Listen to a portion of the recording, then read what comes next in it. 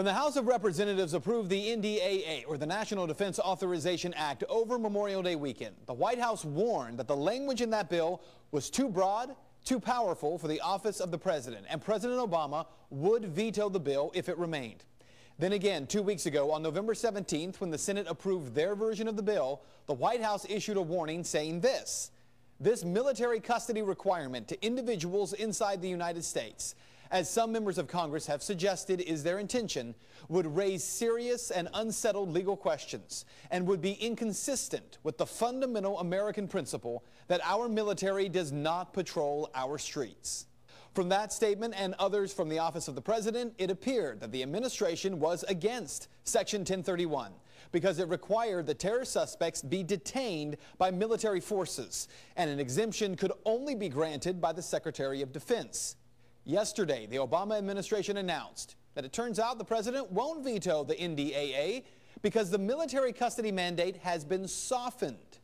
The bill now gives the president the immediate power to issue a waiver of the military custody requirement instead of the defense secretary, and gives the president discretion in implementing these new provisions. All right, so let's just cut through all the spin. The president now says he will sign a bill that stomps on all due process by allowing U.S. citizens to be detained indefinitely without charges filed against them and held without a trial. A bill that allows U.S. citizens to be transported overseas to prisons and held there without charges filed, because now he has the power to issue a waiver instead of the Secretary of Defense. So here's the question. Do you believe that President Obama didn't want the power of indefinite detention to be given to the office of the president? According to Senator Carl Levin, who actually helped to write and craft this bill, not only did the president want the power, this administration was the one who demanded the power to detain U.S. citizens indefinitely be placed inside the bill. Listen. And I'm wondering whether the senator is familiar with the fact that the language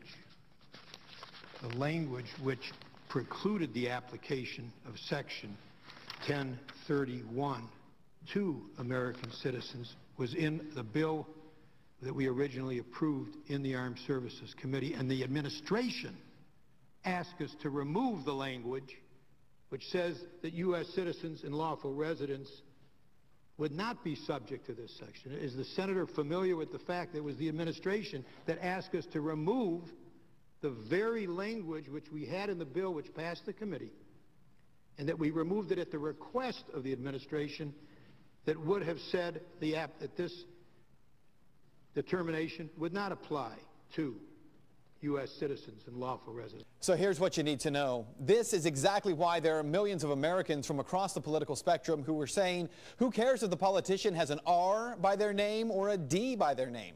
None of these men and women deserve this kind of authority.